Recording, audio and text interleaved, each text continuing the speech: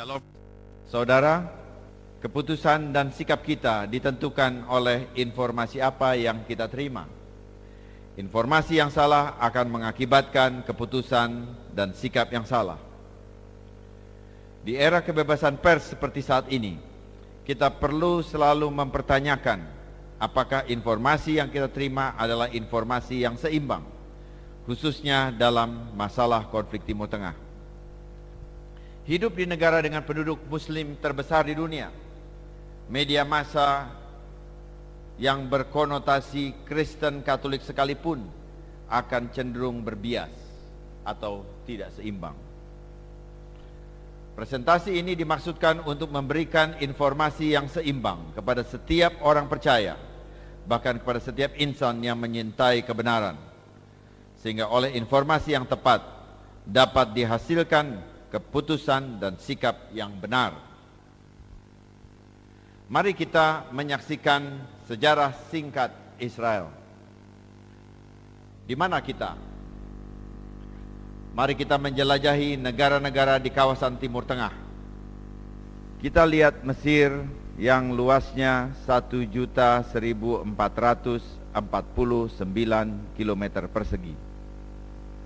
Luas ini sama dengan separuh luas daratan Kepulauan Indonesia yang kurang lebih 2 juta kilometer persegi. Luas Kepulauan Indonesia seluruhnya, baik daratan maupun lautan, sebesar 6 juta kilometer persegi. Kita lihat Yordan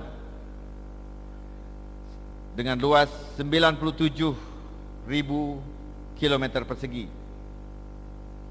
Irak 434.000 kilometer persegi. Syria 185.000 kilometer persegi. Lebanon 10.400 kilometer persegi. Saudi Arabia 2.149.000 kilometer persegi.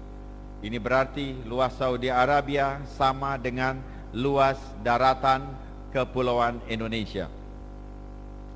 Dan kita melihat yang terakhir, Israel dengan luas 20.770 km persegi. Dengan luas seperti ini, Israel, negara kecil di kawasan Timur Tengah, besarnya hanya 3,5 kali dari luas Pulau Bali. Bagaimana asal mula timbulnya konflik Timur Tengah? Dimulai dengan mandat Inggris 1920 sampai 1946.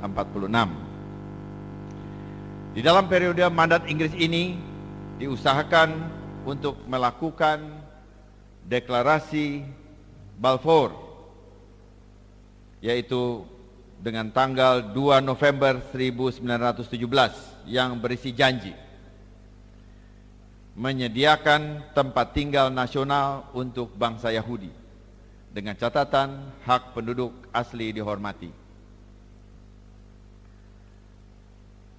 Deklarasi ini sesungguhnya adalah surat dari Menlu Inggris Lord Arthur James Balfour kepada pemuka masyarakat Yahudi saat itu, Lionel Walter Rothschild. Kita lihat periode 1922 sampai 1946. Pada bulan Juli 1922, Inggris membagi Palestina menjadi 2 distrik. Orang Yahudi hanya diperbolehkan tinggal pada bagian barat. Dan pada tahun 1946, Inggris membagi Palestina dan membentuk sebuah negara Arab Palestina yang berdaulat dengan nama Yordania. Tahun 1947, 29 November 1947, Sidang Umum PBB mengambil keputusan dengan mayoritas 2/3 suara untuk membentuk negara Palestina Barat menjadi negara Yahudi, dan sebuah negara Arab. Keesokan harinya, sampai akhir mandat Inggris pada tanggal 15 Mei 1948, orang Yahudi selalu menjadi sasaran kemarahan orang Arab. Orang-orang Arab menolak resolusi PBB itu.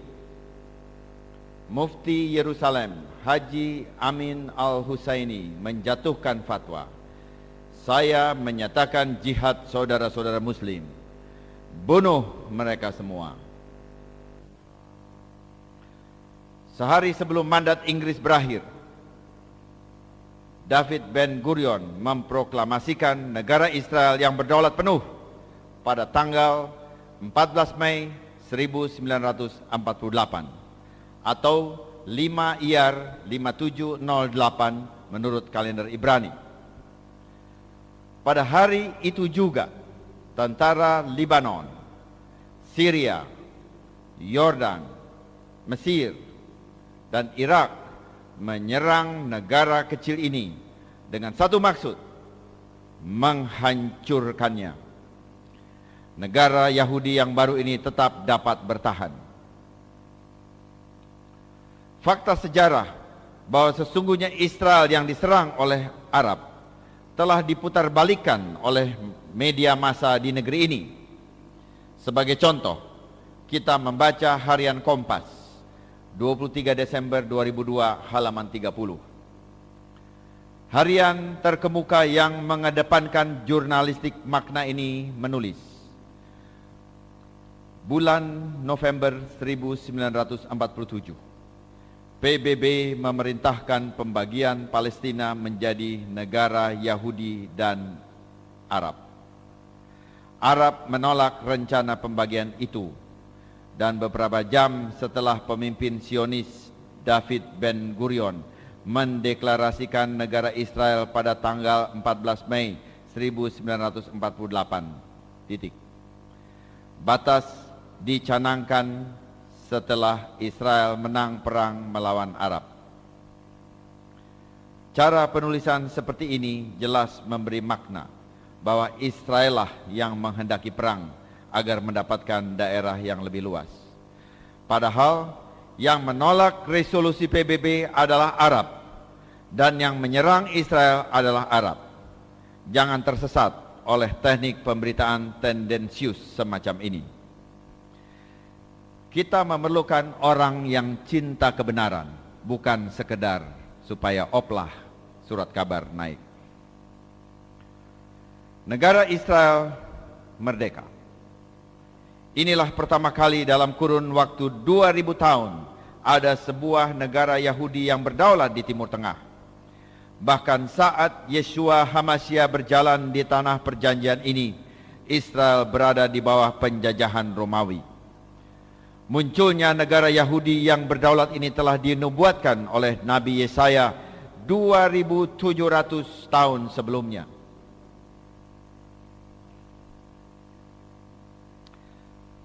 Sebelum menggeliat sakit, ia sudah bersalin.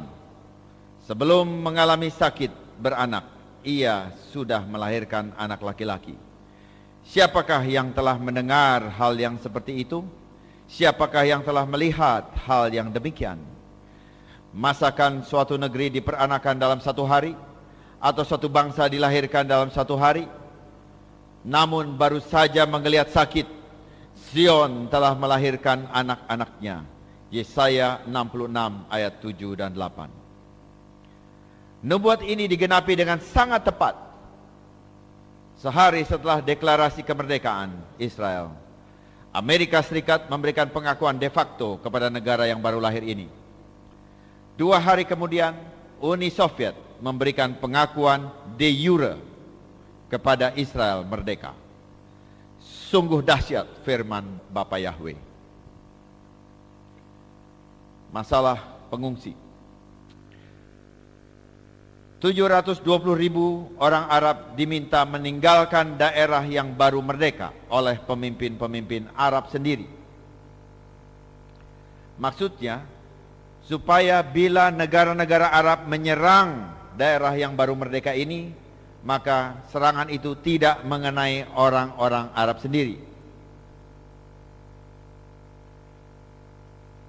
Kita melihat bahwa Israel tidak pernah menyuruh mereka pergi. Salah satu bukti bahwa Israel tidak pernah mengusir mereka adalah sebuah plakat yang ditulis di atas masjid Arab yang ditinggalkan. Plakat itu berbunyi, "Kami tidak melucuti mereka. Ada saatnya orang-orang Arab akan kembali. Setiap warga negara dilarang menyentuh harta kekayaan mereka." Plakat tersebut ditandatangani oleh wali kota Tiberias yang adalah orang Yahudi. Masalah pengungsi. Sebaliknya, 600.000 orang Yahudi lari dari negara-negara Arab mencari perlindungan ke Israel. Masalah pengungsi. Coba merenungkan hal ini. 720.000 orang Arab lari meninggalkan Israel atas anjuran para pemimpin Arab sendiri. Dan sebaliknya, 600.000 orang Yahudi lari mencari perlindungan ke negara Israel yang baru merdeka. Telah terjadi pertukaran penduduk di daerah ini. Tahun 1949, Israel menandatangani gencatan senjata dengan Mesir, Syria, Lebanon, dan Yordan. Situasi diambangkan terus. Tidak ada usaha negara-negara Arab menyelesaikan masalah ini. Pengungsi dibiarkan di kamp-kamp pengungsi dengan maksud dijadikan pion politik.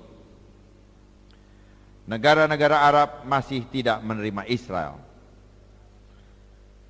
Awal 1966, Syria menyerang dataran tinggi Golan, membom kota-kota Israel tanpa pandang bulu. 15 Mei 1967, Mesir menyerang Gurun Sinai. 18 Mei 1967, Mesir mengusir pasukan perdamaian PBB dari tapal batas Israel. Mei 1967, Presiden Mesir Nasser menutup Selat Tiran bagi kapal-kapal berbendera Israel. 25 Mei 1967, negara-negara Arab menyerang Israel atas anjuran Mesir. Syria, Yordan, Irak, dan Saudi Arabia mengerahkan tentara ke tapal batas Israel.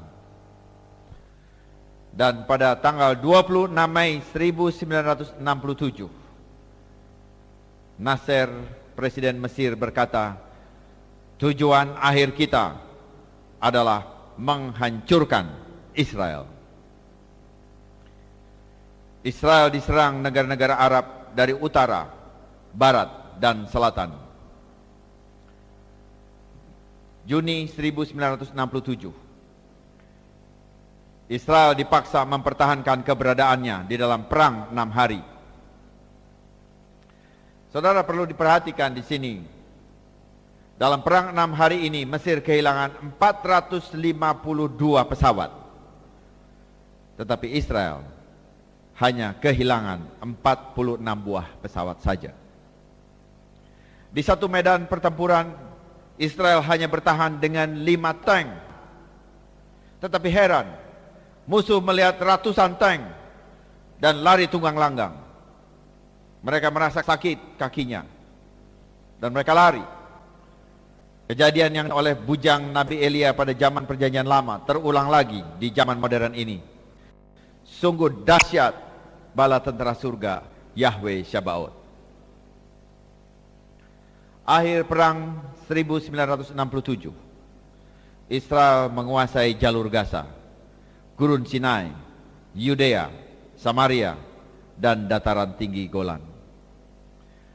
Yerusalem, kota lama, direbut Israel, termasuk lokasi bait suci yang di atasnya berdiri Dome of the Rock dan Masjid Al-Aqsa.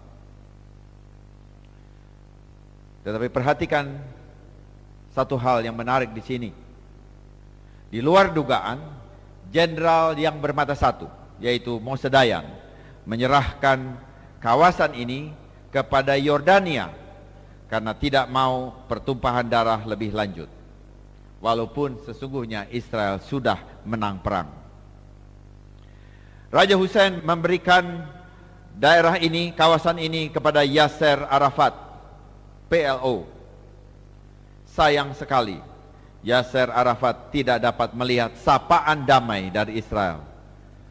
Tempat ini dikuasai oleh PLO sampai saat ini dengan sikap yang sangar, sama sekali tidak bersahabat terhadap agama lain.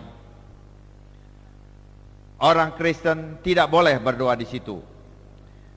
Bila saudara berwisata ke kawasan ini, pemandu wisata Al-Aqsa akan berkata kepada saudara, ini adalah tempat suci Islam. Agama lain dilarang berdoa di sini. Lebih-lebih lagi orang Yahudi, mereka tidak diperkenankan sama sekali menginjakan kaki di kawasan ini. Ketika Ariel Sharon mendatangi kawasan ini beberapa tahun yang lalu, Arafat langsung memakai hal ini sebagai dalih untuk mendorong gerakan perlawanan intifada yang berakibat hilangnya ribuan nyawa dari kedua belah pihak sampai hari ini. Agaknya jauh di dasar hati mereka takut kepada pemilik yang sah dari kawasan ini. Daerah sengketa tepi barat dimiliki Yordania sejak tahun 1948 dan bukan oleh orang Arab yang tinggal di Palestina. Resolusi KTT Arab di Khartoum September 1967 merumuskan beberapa hal. Tidak ada perdamaian dengan Israel, tidak ada pengakuan bagi Israel, tidak ada perundingan dengan Israel. Dunia Arab menutup pintu perdamaian dengan Israel. 1970, perang sipil di Yordania. Pertengahan 1968 sampai 1969. Arafat dan PLO mendirikan negara dalam negara di Yordania, meneror negara dan berusaha menggulingkan Raja Hussein.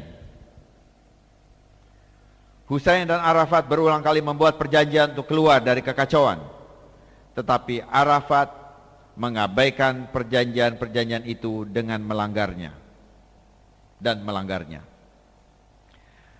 Raja Hussein membuat tawaran yang mencengangkan akhirnya, yaitu untuk membentuk satu pemerintahan bersama dengan Arafat. Dan Arafat ditawari jabatan Perdana Menteri. Apa jawab Arafat? Arafat menolak. Mengapa? Karena bila diterima, ada akibatnya. Ia harus menghentikan operasi terornya terhadap Israel. Harga ini terlalu tinggi baginya. Oktober 1973.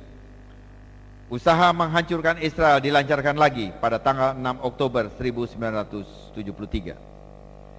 Mesir dan Syria menyerang Israel. Mereka menyerang tepat pada hari Yom Kippur, yaitu hari raya pendamaian, hari suci terbesar dalam kalender Yahudi, yaitu saat orang Israel ada di sinagoge untuk berdoa dan berpuasa. Israel dipaksa mempertahankan keberadaan dirinya. Sejak hari Raya Sangkakala, Rosh Hashanah, tanggal 1 Tisri, umat Yahudi berpuasa 10 hari sampai dengan tanggal 10 Tisri, yaitu hari Raya Yom Kippur.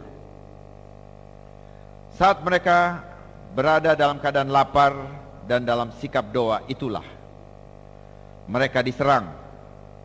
Namun Elohim Israel adalah Elohim yang perkasa, yang melindungi umatnya. Dalam waktu 24 jam setelah diserang, Israel berbalik menyerang musuhnya. Tahun 1947, 1967, 1973, berkali-kali Israel mau dihabisi, namun Israel masih mencari perdamaian. Sinai dikembalikan ke Mesir. Israel dan Yordania membuat perjanjian damai.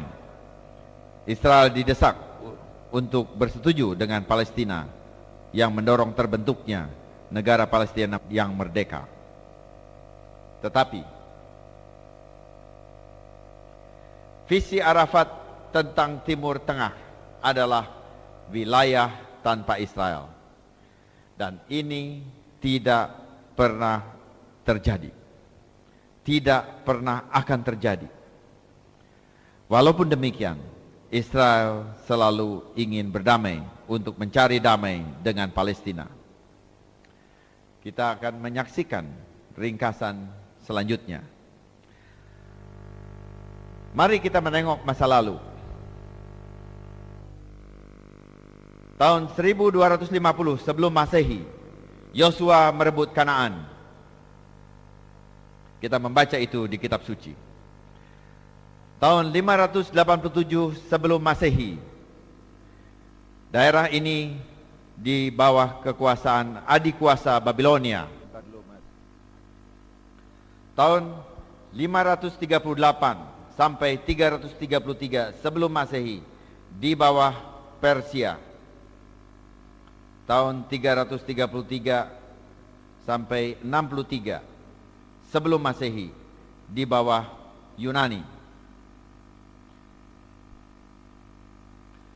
Tahun 63 sebelum Masehi sampai 313 Masehi di bawah kekuasaan Romawi.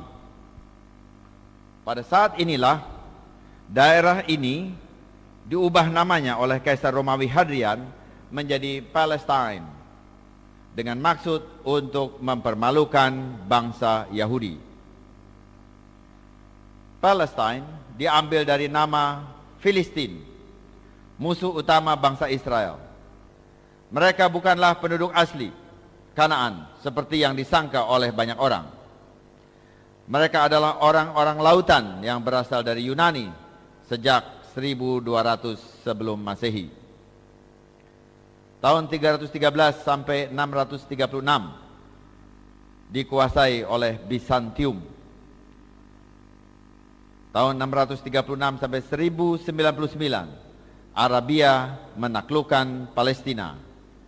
2000 tahun setelah orang Yahudi tinggal di sana. Tahun 1999 sampai 1291 daerah ini diduduki oleh tentara salib dari Roma.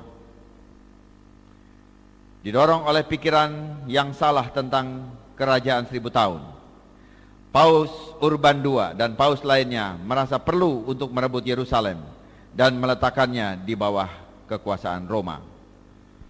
Karenanya Yerusalem harus direbut dari Arab Muslim. Kenyataannya mereka bukan hanya merebut Yerusalem saja, tetapi membantai orang-orang Yahudi, termasuk perempuan dan anak-anak. Tentara salib yang dikirim Paus di Roma banyak terdiri dari preman-preman Eropa dan para narapidana yang dijanjikan akan mendapatkan penghapusan dosa bila mereka melakukan kebaikan bagi gereja Roma. Mereka memakai tanda salib, tetapi bukan salib Mesias. Salib yang mereka pakai adalah salib Konstantin Agung yang telah berubah menjadi pedang yang haus darah. 1291 sampai 1516 daerah ini dikuasai oleh Mameluks dan orang Yahudi masih tetap di situ. 1516 sampai 1917 Ottoman dari Turki menguasai daerah ini. Orang Yahudi tetap tinggal di situ. 1917 sampai 1948 di bawah kekuasaan Inggris Raya. Dan perlu kita ketahui, selama periode ini, selama masa-masa ini, tidak pernah ada budaya dan bahasa negara Palestina. Selama 4.000 tahun, daerah Palestina diabaikan. Daerah ini terdiri dari gurun pasir, rawa-rawa, malaria, sedikit tanah yang dibudidayakan, dan sedikit penduduknya. Sesudah pendudukan Arab pada abad ke-7, bahasa Arab menjadi bahasa tutur di daerah yang dikuasainya, walaupun tidak pernah menjadi negara Arab. Tidak pernah ada negara Arab atau Palestina merdeka di daerah ini. November 1947, Sidang Umum PBB menyetujui rencana pembagian Palestina. Negara Arab mendapatkan tanah yang luas lagi subur di tepi barat dan Galilea Utara. Negara Yahudi mendapat daerah yang kurang subur, yang 80%-nya adalah gurun. Namun, janji Adonai Yahweh kepada Abraham, Ishak dan Yakub sungguh luar biasa. Orang boleh bilang padang gurun, tetapi anak-anak Israel dibekali hikmat oleh Adonai, sehingga mereka mampu mengubah padang gurun Negev menjadi lahan pertanian yang subur. Bit, tomat yang besar-besar, sayuran segar, anggur tanpa biji yang renyah berasal dari gurun Negev. Israel tidak pernah kekurangan buah-buahan dan sayuran segar. Mereka bahkan mengekspor ke negara-negara Eropa seperti Holland. Kalau saja negara kita memberkati Israel, kita pun dapat diberkati dengan teknik pertanian yang mereka miliki.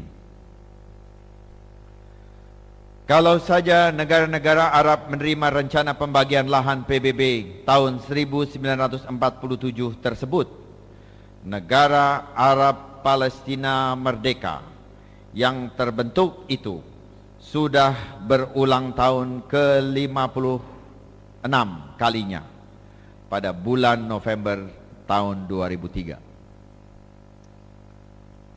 Tetapi mengapa hal ini tidak terjadi?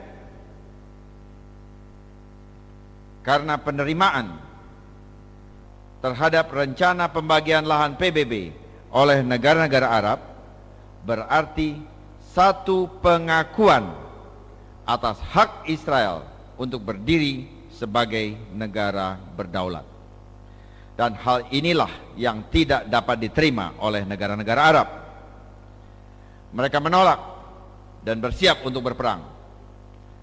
David Ben-Gurion memproklamasikan negara Israel merdeka dengan kedaulatan penuh.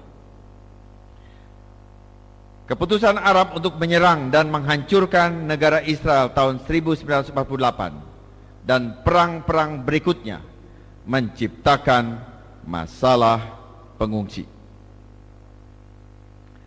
Tanggung jawab untuk menanggulangi masalah pengungsi harus dipikul oleh siapa yang menyebabkannya.